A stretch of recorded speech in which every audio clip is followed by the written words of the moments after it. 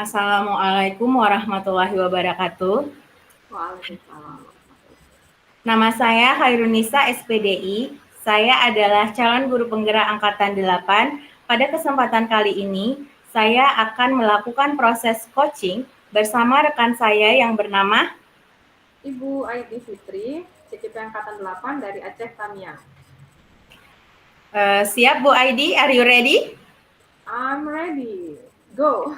Ya, jadi kami mengangkat keluhan dari Bu Aidi, permasalahan tentang psikologi anak. Oke ya, kita mulai ya. Selamat sore Ibu Aidi. Assalamualaikum. Waalaikumsalam warahmatullahi wabarakatuh. Selamat sore Bu Nisa. Bagaimana nih kabarnya Bu Aidi hari ini? Alhamdulillah hari ini saya dalam keadaan yang baik. Mudah-mudahan baik terus ya Bu. Masih semangat kan? Alhamdulillah masih semangat Bu. Bagaimana peserta didiknya? Apakah sehat-sehat anak murid Ibu?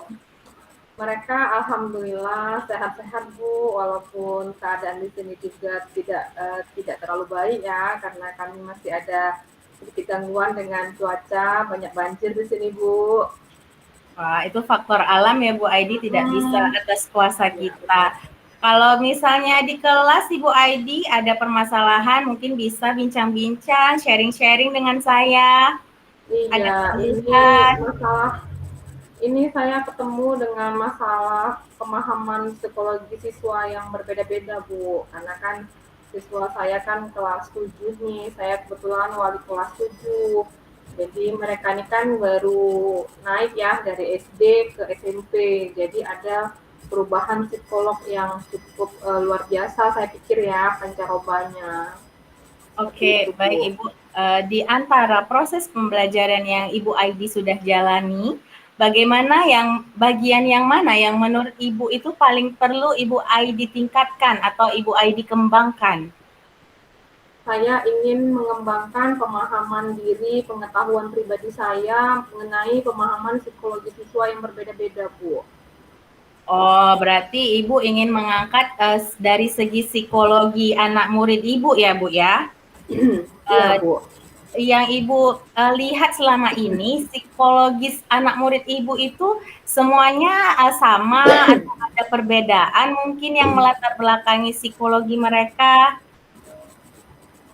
Sebenarnya setiap anak itu kan memiliki karakteristik yang berbeda-beda, sifat yang berbeda-beda, itu hal yang wajar kan, Bu, karena setiap orang itu memiliki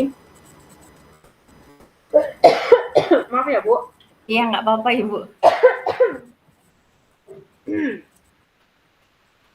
Karena setiap anak itu memiliki karakteristik yang berbeda-beda. Nah, tetapi karakteristik yang berbeda itulah yang memberi warna di setiap pembelajaran sebenarnya. Tetapi kalau perbedaan itu sedikit mengganggu, itulah yang menjadi permasalahan, Bu. Baik. Saya boleh mengetahui berapa jumlah murid yang ada di kelas Ibu? Kebetulan saya itu kan perwalian dari kelas 71, berarti kan dia kelas atas ya, dari 72, 73. Kami ada 3 rombel. Jadi kelas 71 itu pasti siswanya yang paling banyak kan untuk memenuhi dapodik. Jadi saya punya siswa sebanyak 21 orang.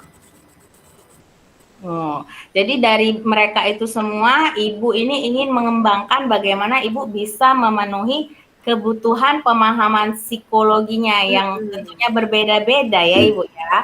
Iya, Dan betul, yang Bu. ingin saya tanyakan lagi, apa indikator yang Ibu sudah bisa memenuhi pemahaman psikologi siswa itu? Kan tentunya Ibu memiliki indikator sebagai tolak acuan Ibu, tolak ukur. Apakah Ibu sudah memiliki indikator tersebut? Iya, Bu. Saya sudah melihat dari beberapa peserta didik saya yang beraneka ragam ini, maka saya indikatornya itu adalah semua peserta didik saya, anak saya di kelas itu bisa menerima pembelajaran tanpa terganggu dengan perubahan lingkungan sekolah, perubahan lingkungan tempat belajar, perubahan teman-teman. Karena ini kan mereka berasal dari beberapa SD. Jadi mereka digabung dari satu kelas. Jadi mereka punya perubahan lingkungan, perubahan teman. Kemudian bagaimana caranya mereka tidak merasakan yang namanya bully ketika mereka menjadi anak paling bontot nih kan di sekolah karena mereka kelas 7 gitu Bu.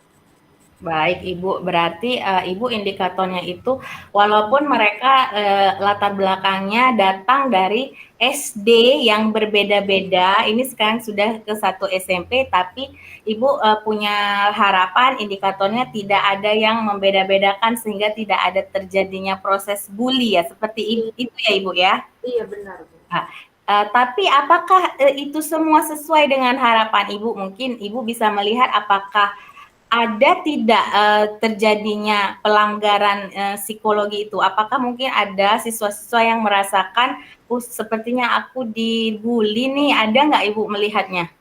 Nah, itulah dia permasalahan yang ingin saya sharing ke Ibu. Jadi, saya punya satu siswa itu dia memang dari SD-nya, karena saya juga observasi nih dengan orang tuanya. Jadi dari SD-nya itu dia memang punya masalah dengan ketahanan mental bukan mentalnya ya Bu, ini ketahanan mentalnya. Jadi dia itu dulu waktu di SD dia terkena bully nih dengan kawannya. Mungkin kawannya itu dia di atas tingkat dia kelas 5, kawannya itu kelas 6. Nah, ketika dia kena bully, dia nggak mau lagi datang ke sekolah. Akhirnya orang tuanya menemani dia sekolah. Jadi orang tuanya itu ngantar pagi. Nanti dia pulang sekolah itu ditungguin sampai pulang sekolah. Jadi dia setiap istirahat tuh melihat oh ada orang tuanya. Dia merasa aman ketika orang tuanya itu ada. Jadi orang tuanya itu nungguin dari pagi sampai pulang sekolah. Nah, jadi ketika dia di SMP ternyata dia mengalami pembulian itu lagi. Kebetulan terjadinya pembulian itu saya sedang mengalami dan saya sedang dinas luar. Jadi saya tidak dengan cepat untuk mengetahuinya. Nah, kebetulan anak ini kan dia tidak semua orang dia bisa dekat. Dia tidak bisa semua guru itu menjadi tempat curhat dia. Jadi dia nggak mengungkapkan bully itu dengan guru-guru lain gitu Bu. Tapi dia nggak datang ke sekolah besoknya. Jadi awal mula Ibu mengetahui kejadian ini tuh Ibu mendapatkan informasi dari siapa ya Ibu ya? Nah, kebetulan ada hubungan saudara sih sama dia. Dia itu punya adik mama yang sekolah di kelas 9. Jadi saya tahu itu kan ada saudaranya. Itu saya panggil dia ke ruangan BK, saya panggil. Kamu tahu nggak ini si Nuhin itu kenapa nggak sekolah? Nah, dari dia itu saya dapat cerita kalau Nuhim anak saya itu kena bully di sekolah dengan anak kelas 9 Bu katanya. Berarti Begitu. Ibu sudah melakukan komunikasi, mungkin pemanggilan orang tuanya, mungkin Ibu sudah? Iya, saya pertama menelpon, menanyakan kabar, kenapa anak saya itu tidak sekolah. Bahkan orang tuanya nggak tahu nih kalau misalnya anaknya kena bully di sekolah. Orang tuanya hanya menyebutkan dia kurang sehat Bu, makanya dia nggak bisa sekolah. Jadi di rumah itu tahunya itu dia kurang sehat. Nah, jadi saya bukalah cerita itu kepada orang tuanya. Nah, baru orang tuanya ngomong, oh alah Bu, gitu. Memang dia ini itulah masalahnya gitu. Memang sulit kali kalau udah kena itu hatinya itu susah untuk mau ke sekolah gitu. Setelah Ibu mengupayakan untuk pemanggilan orang tua itu, sehubungan dengan tujuan tercapainya komunikasi itu, kan tentunya Ibu memiliki skala keberhasilan ini. Jadi dari rentang skala 1 sampai 0, kira-kira itu saya gambarkan jika Ibu sudah memiliki skala 10 itu Ibu sudah dapat memenuhi kebutuhan belajar murid Ibu yang seperti Ibu sampaikan tadi kondisi psikologisnya itu sudah bagus berarti Ibu sudah di skala 10. Nah, tapi kalau Ibu masih skalanya 0 berarti Ibu belum memenuhi. Yang ingin saya tanyakan Ibu sekarang ini saat ini ada di skala di angka berapa? Kalau untuk kasus si Nuhin ini, memang waktu itu saya punya tindakan andil besar untuk Nuhin, karena saya kan langsung koordinasi ke rumah orang tuanya, saya menjemput dia, kemudian besoknya dia sekolah. Itu saya pikir skalanya 7 sampai 8. Tetapi kalau untuk secara keseluruhan di kelas, saya memahami anak-anak saya pikir saya masih di angka 6, Bu. Oh, Karena anak saya ada 31, saya belum memahami sepenuhnya psikologi anak saya. Tapi kalau untuk kasusnya Nuhis ini, saya pikir saya berada di 7 dan 8 karena ketika itu saya berhasil membawa dia kembali ke sekolah. oh, berarti di sini ada variasi ya, Bu, ada Iya, skala yang berbeda ya, Ibu. Baik, Ibu, mungkin, Ibu, saya boleh nanya, Ibu sudah membicarakan masalah ini ke pihak sekolah, mungkin, wakil kurikulum, tadi hanya BK yang saya dengarkan, mungkin di atasnya lagi pimpinan, mungkin kepala sekolah, apakah sudah mengetahuinya? ya. Jadi Bu, saya di sini berusaha berkomunikasi, berdiskusi dengan selain kepala sekolah, saya terutama dengan kawan-kawan yang berada di lingkungan sekolah. Karena mereka paling tahu tuh orang tua murid saya kerjanya apa, kemudian kebiasaan-kebiasaan masyarakat di situ seperti apa. Karena saya ini kan pendatang, saya dari luar, jadi saya nggak paham dengan kebiasaan atau kebudayaan mereka. Jadi saya yang pertama kali yang saya lakukan itu saya bertanya kepada kawan-kawan yang tinggal di daerah situ, kemudian yang kebetulan dekat dengan murid-murid saya tanya ini bagaimana pekerjaan orang tuanya seperti apa, masalahnya apa, seperti itu yang saya lakukan. Tapi mungkin saya belum ke waka kurikulum saya belum karena waka kesiswaan itu saya memang belum karena eh, waktu itu saya memikirkan anak saya kebetulan tempat tinggalnya itu nggak ada yang berdekatan dengan waka kurikulum.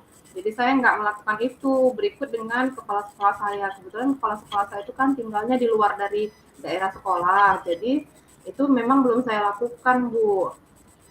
Tapi kalau menurut Ibu setelah berpikir-pikir, memendam ini, skalanya Ibu baru 7, apa Ibu tidak ingin ditingkatkan mungkin skalanya ke angka yang lebih tinggi? Iya, saya berharap skalanya itu bisa naik walaupun tidak secara signifikan, minimal ya ke angka 8 saja saya sudah merasa puas, Bu.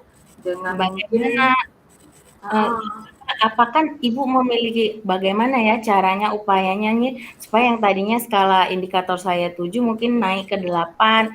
Apakah Ibu tidak kepikiran untuk melaporkan masalah ini menurut saya, psikis anak ya Bu, mental, sehingga mm, dia nggak mau, tidak merasa nyaman untuk ke sekolah. Apa Ibu tidak merasa hal ini harus dibicarakan dengan kepala sekolah? Menurut Ibu bagaimana?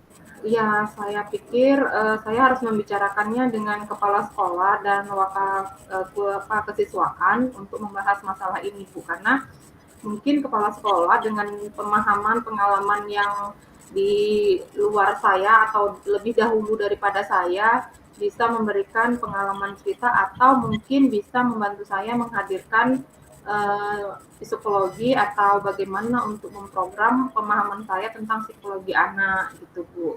Karena psikologi anak ini saya pikir sangat dibutuhkan ketika anak-anak mau belajar seperti itu Bu. Baik Ibu, kalau berbicara masalah psikologi tentunya kita mendapatkan hak ya Ibu sebagai anak itu boleh didampingi dengan yang lebih mumpuni di bidangnya. Nah, yang ingin saya tanyakan, apakah sekolah Ibu sudah menjalin kerjasama mungkin dengan psikiater yang bisa dihadirkan melalui Dinas Perlindungan Anak, karena seperti di sekolah-sekolah pada umumnya, sekolah ramah anak, itu mereka membuat MOU Ibu dengan Dinas Perlindungan Anak. Nanti dinas itu akan memfasilitasi psikiater, psikolog anak yang memang benar-benar dia lebih mengerti, paham, ilmunya ada sama dia. Mungkin kita nggak sanggup bisa ke psikolog itu. Apakah sudah menjalin MOU Ibu? Saya memang belum melakukan itu, Bu. Makanya nanti mungkin dari pembicaraan kita ini saya akan berkoordinasi dengan kepala sekolah untuk mendapatkan persetujuan melakukan kerjasama dengan pihak yang lebih berwenang, lebih mengetahui ya, Bu. Iya, baik Ibu, sepertinya Ibu sudah berpikir sendiri, sudah bisa mengambil keputusan sendiri ya Bu Aidi. Bagaimana Ibu sudah ada nih, oh kayaknya kedepannya bakalan seperti ini. Sudah ada gambaran belum Ibu? Iya, dari pembicaraan kita ini, alhamdulillah, terima kasih Bu Nisa sudah membantu saya untuk mendapatkan hal-hal yang saya inginkan. Mudah-mudahan kedepannya saya lebih baik lagi dalam memahami psikologi anak dalam kelas saya. Ya, saya juga mengharapkan yang tadinya indikatornya dari 7, Ibu mau naik ke 8, saya doain Ibu naik indikatornya ke angka 10 ya, Bu Aidi ya. Amin, amin. Semangat, semangat ya Bu Aidi. Kalau ada apa-apa bisa sharing-sharing lagi nanti di lain waktu. Iya, baik Bu. Terima kasih Bu Aidi atas waktunya. Beginilah penampilan dari BOR 5. Saya undur diri, Khairunisa dan rekan saya. Aidi Fitri. Wabillahi taufiq wal hidayah. Assalamualaikum warahmatullahi wabarakatuh.